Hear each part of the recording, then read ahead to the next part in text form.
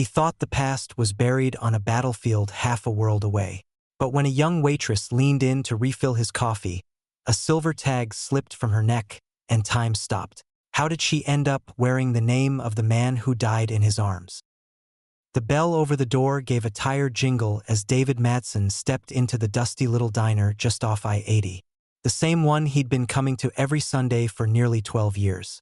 Same hour, same booth, same black coffee, poured without asking. He moved slow these days, arthritis in the knees, a back that never quite forgave him for decades on the road, but he liked it that way.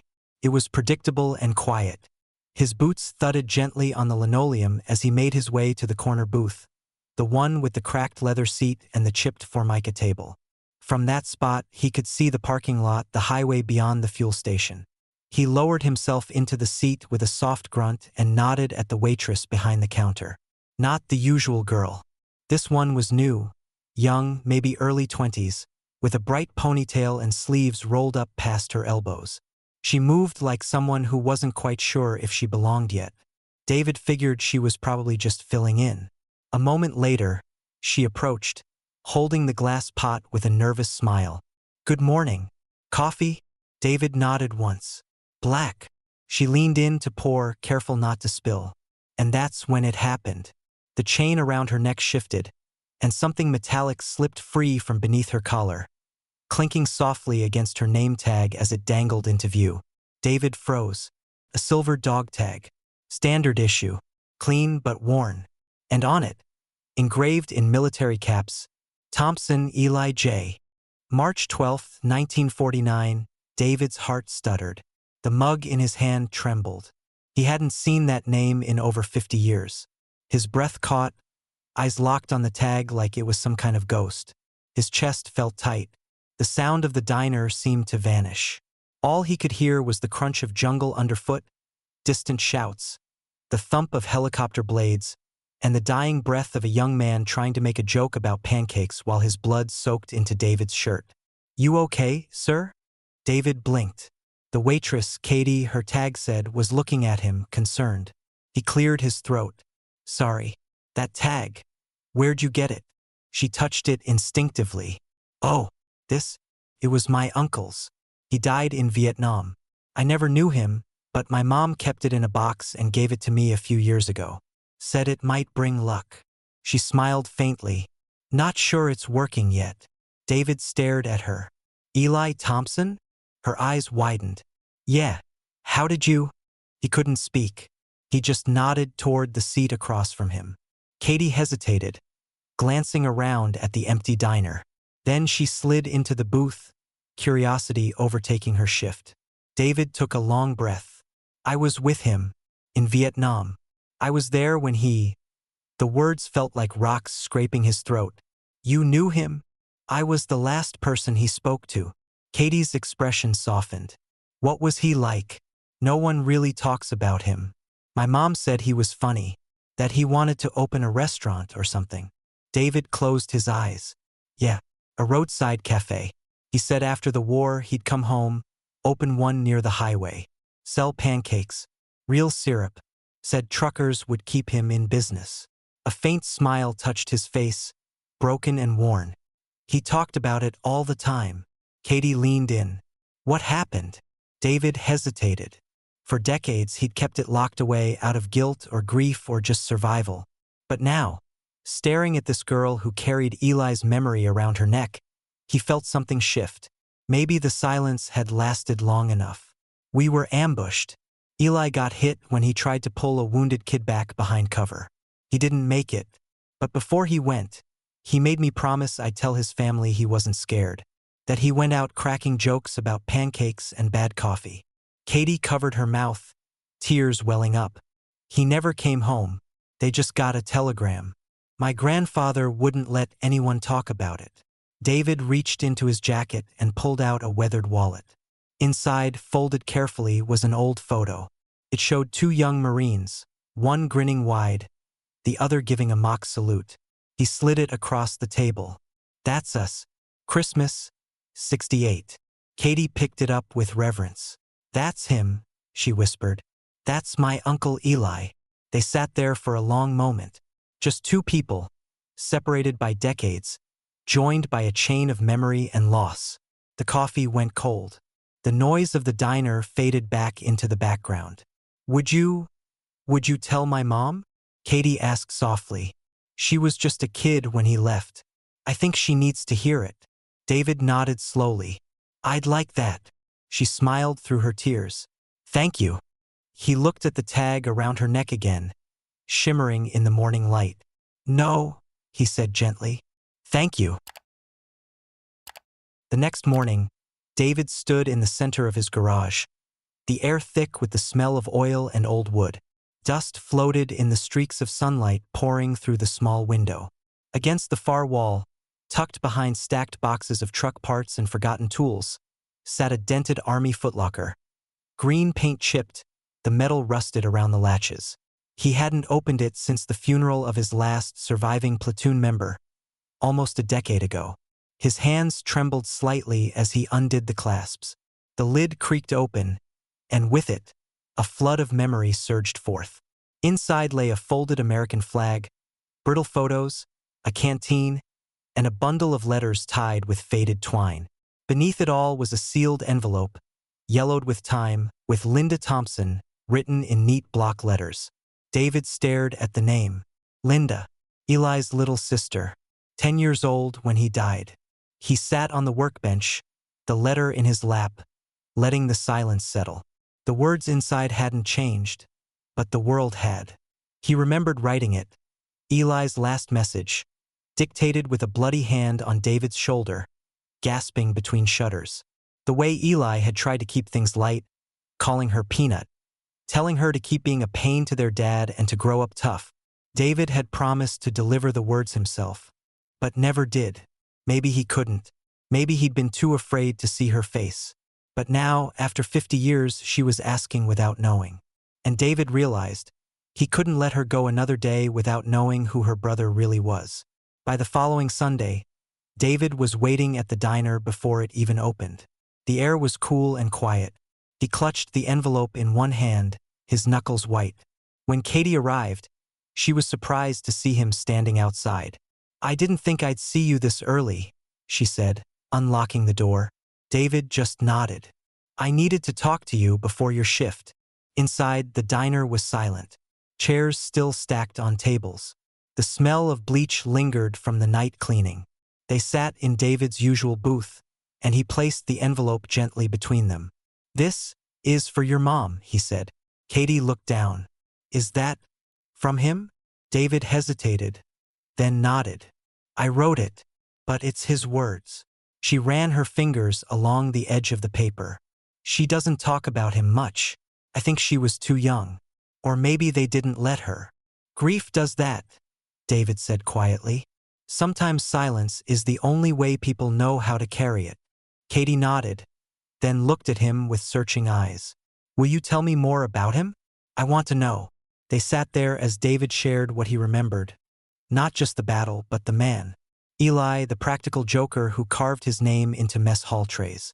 The one who always volunteered for kitchen duty because he wanted to master pancake recipes before opening his dream diner.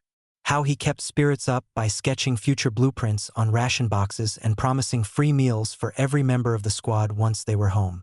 David smiled as he remembered Eli doodling menus under artillery fire. He used to say, "No war stories allowed at my counter. Just bacon and bad jokes." Katie laughed. Sounds like the kind of place I'd want to work. Then David's expression shifted, a shadow falling over his features.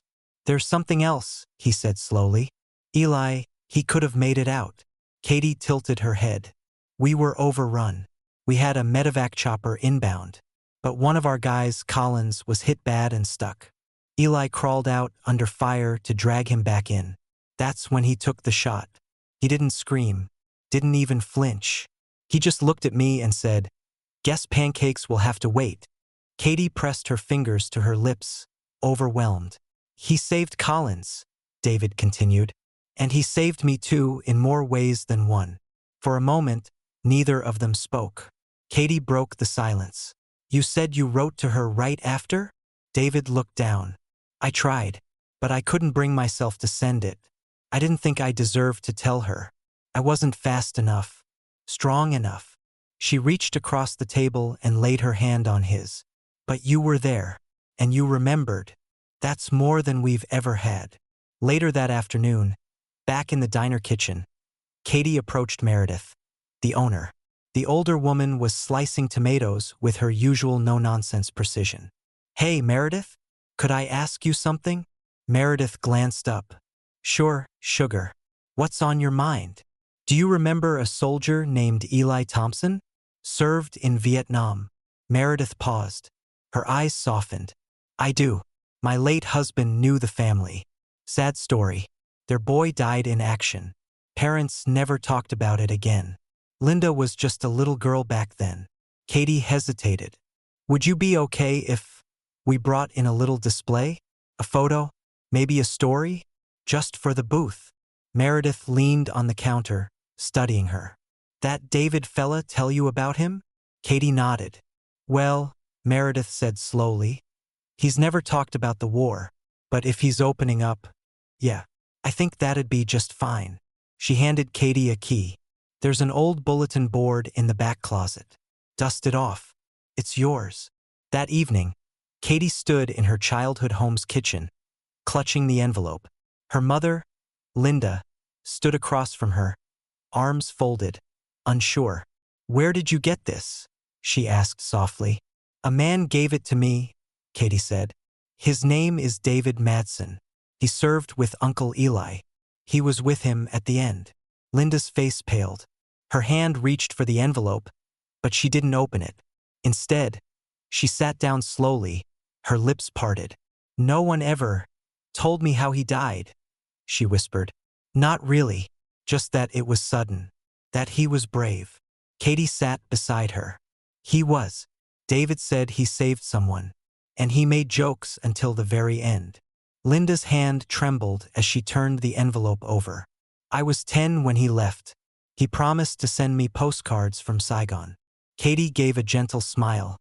He sent you something better. They sat in silence as Linda began to open the letter. Outside, the wind stirred the leaves across the driveway. Inside, the past was finally beginning to speak. Linda sat motionless at her kitchen table, the letter unfolded in her hands, eyes frozen on the first lines of handwriting, neat, blocky, unmistakably military, but shaky in parts. David's penmanship had survived time, but the weight of the words pressed fresh. Katie sat silently across from her, watching her mother relive something she'd never truly known. The late afternoon sun spilled through the curtains, striping the letter in bands of gold and shadow. Linda's lips moved as she read, Hey Peanut, if you're reading this, I guess I didn't make it. That's okay. I want you to know I wasn't scared. Not really. Mostly, I was mad I never got to come home and teach you how to drive that rust bucket wagon Mom bought. I hope you're still bossing everyone around and drawing on the walls like a tiny dictator. She stopped, a laugh catching in her throat, quickly swallowed by a sob. Tell Dad I know he meant well, even if he never said it. Tell Mom I still think her meatloaf was suspicious. I kept thinking right to the end about opening that cafe. Near the highway, you know? Big windows, real maple syrup, and the best damn pancakes this country's ever seen. The words blurred in her vision. Her hand trembled as she reached the final line. Be kind, be loud, live big, and if you ever meet a guy named Madsen, he's good people. Love you always, Eli. Linda dropped her head into her hands. He called me Peanut, she whispered, her voice cracking. No one's called me that since. She didn't finish. Katie reached across the table and gripped her hand. Mom, she said softly. He never stopped thinking about you. Linda wiped her cheeks, trying to recompose herself. I need to see him. David. Katie hesitated. He's nervous. He didn't think he deserved to bring you the letter. Linda shook her head. He was with my brother when he died. That makes him family. The next Sunday, the diner was buzzing more than usual. After church crowd, truckers rolling in early, coffee flowing nonstop. David sat in his booth, stiff as a board. He hadn't touched his coffee. His eyes kept drifting toward the front door. Then it opened. Katie came in first. Behind her, a woman in her early 60s, shoulders square, expression uncertain, walked with slow, deliberate steps. Linda wore a denim jacket, hair pulled back in a loose twist, and clutched the envelope in her hand like a fragile relic. When David stood, their eyes met. "Mrs. Thompson," he said quietly. "Linda," she corrected, voice steady but soft. "Please." He gave a small nod. "Linda." They sat across from each other, the space between them heavy with decades of silence. Katie lingered nearby but didn't interrupt. Meredith, watching from behind the counter, turned the music down and gave them space. "I read the letter," Linda said. "It was beautiful and funny, just like him." David nodded. "He made me promise I'd write it, and that I'd tell you what really happened." Linda's hands tightened around the letter. "Why didn't you come sooner?" David hesitated. "Because I was ashamed. I lived. He didn't, and that never felt fair." She looked him in the eye. "But you remembered. You carried this. That means something." David reached into his jacket again and pulled out the photo he had shown Katie, the same black and white shot of him and Eli. "I think he would have liked to be remembered like this," he said. "Not in uniform, not in a casket, just smiling, dreaming about pancakes." Linda smiled through her tears. "He always wanted to feed people. Said it was how he showed love." Katie stepped forward. "He still can." They both looked at her, confused. "We've been working on something," she said, motioning toward the corner of the diner. In the far booth where David always sat, the walls had been freshly painted. A small wooden frame hung beside the window, holding Eli's photo and a typed copy of his letter. Below it, a new menu card was clipped to the table. Eli's pancake special, all smiles, no war stories, served with maple syrup and bad jokes on request. Linda covered her mouth. "You did this." David gave a slow smile. "She did. But I think it's perfect." Katie smiled, but her eyes were glistening. "It's a start." Later that afternoon, Linda asked David to walk with her to the town's small cemetery. The sky was overcast, the breeze gentle. They stood side by side before Eli's gravestone. Gray marble, simple engraving, never visited much over the years. Linda crouched down, brushing away some leaves. Then she placed the dog tag on the stone and laid the letter beside it. "He finally came home," she whispered. David stood in silence, then reached into his pocket and pulled out a tiny folded napkin. Inside, a single patch, faded red thread on olive green. It read Thompson. "I took it from his jacket," David said. "I've kept it all these years. I think it's time it goes back to him." He placed it gently beside the dog tag. Linda looked at him. "You were his brother, too. Not by blood, but you were." David nodded, eyes wet. "We all were. Over there." They stood a while longer, the silence between them finally peaceful. As they turned to leave, Linda touched David's arm. "You said he wanted to build a cafe." David nodded. "Well," she said, "I think he just did. Through you and Katie. Through all of this." David didn't reply. He just smiled, deep, tired, and full of something like peace. The changes to the diner started small, almost invisible at first. Katie hung Eli's framed photo in the booth permanently. Linda returned a week later with an old Polaroid of Eli as a teenager, arms around a grinning 10-year-old version of herself, both covered in flour. That one went up too, right beneath the glass. Then came a shadow box with his medals, a bronze star, a purple heart, and a small folded flag from a drawer that had stayed shut for decades. Meredith didn't say much about the additions. She simply wiped the counter a little more carefully each day and brewed the coffee stronger. But what truly changed was the atmosphere. Customers started asking questions. The regulars, mostly truckers, retirees, and locals, noticed the photos and the story Katie had typed and laminated under the glass. Soon, others began to leave mementos. A navy cap, a faded photograph, pocket Bible with a name etched in cursive. The booth, once David's solitary place, had become something bigger, a living memory wall for those who never made it home. And through it all, David kept coming. But he didn't sit alone anymore. One morning, Katie greeted David at the door with a bright grin. "You've got a visitor," she said, nodding toward the booth. Sitting there, fidgeting with the laminated menu, was a wiry man in his 70s. He had a cane leaning against the wall, a USMC ring on his finger, and eyes that instantly narrowed with recognition when David approached. "Collins." David blinked. The man stood, chuckling. "Took you long enough." They embraced stiffly, awkward but sincere. Two men bound by a moment of terror from a lifetime ago. Collins was the soldier Eli had saved, the one Eli died protecting. "I read the story in the VFW newsletter," Collins said. "Saw the photo. Couldn't believe it. Had to come see for myself." David nodded slowly. "I'm glad you did." Collins looked around the booth, then lowered his voice. "I owe you both. You and Eli." David shook his head. "You don't owe us. You lived. That's what matters." Collins swallowed. "I've tried to make it count. I really have." "You did," David said. "You're here." That afternoon, after Collins had gone, David wandered into the back lot of the diner. The sun was just starting to dip, casting orange light across the gravel and weeds. A row of broken picnic tables sat in the shade of a bent oak tree. Katie followed him out, holding 2 mugs of coffee. "I'm thinking of fixing this place up," she said, handing him one. David raised an eyebrow. "Out back?" "Yeah," she said. "A little side patio, outdoor seating. Maybe even build a real pancake station for the weekends. You know, Eli's spot." He looked around, imagining it.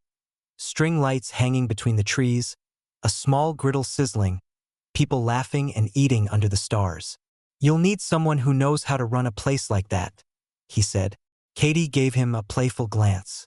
"You volunteering?" David chuckled. "You don't want an old coot like me handling a grill." "Maybe not," she said. "But I could use someone to help me write the menu." He tilted his head. "You gonna name it after him?" Katie nodded. "The section out back? I'm calling it Eli's Cafe. It's what he wanted. He never got the chance. But we do." David smiled, deep and genuine. "He'd like that." 2 weeks later, the back lot was transformed. Volunteers came from town. Veterans. Customers. Even Meredith's grandson brought in tools and helped pour gravel. They built tables, planted flowers, hung lights, and painted signs. Katie commissioned a small wooden plaque for the entrance. Eli's Cafe, pancakes, peace, and stories that matter. The grand opening was informal. No press, no stage, just a community gathering around old recipes and older memories. David gave the first toast, standing awkwardly on the back step, holding a plastic cup of orange juice. "I spent a long time trying to forget the war," he said. "But what I learned is this: memory isn't the enemy. Silence is." He looked over at Linda, who stood beside Katie, tears shining in her eyes. Eli was a soldier, yes, but he was also a dreamer, a little brother, a pancake artist, and I think he'd be damn proud to see what you've all built here. There was laughter, clapping, and then silence, respectful and full, as Eli's letter was read aloud once more. This time it felt different. This time it felt complete. As dusk settled and the crowd thinned, David remained behind. He sat alone at the back table, the one with a fresh vase of flowers and a tiny American flag. Katie joined him, wiping her hands on her apron. "I think he'd approve," she said. David looked up at the sky, where the first stars had begun to appear. "He's probably complaining about the syrup." Katie smiled. "Real maple. No substitutes." They sat in silence for a while, the kind of silence that feels safe, earned. Then David reached into his shirt pocket and pulled out something small. A silver ring with the Marine emblem, scuffed and weathered. "He gave me this the night before he died," David said. "Said I should keep it safe in case he didn't make it back." He handed it to her. Katie took it slowly, reverently. "Are you sure?" "He wanted it to go home," David said. "And I think this place is finally home."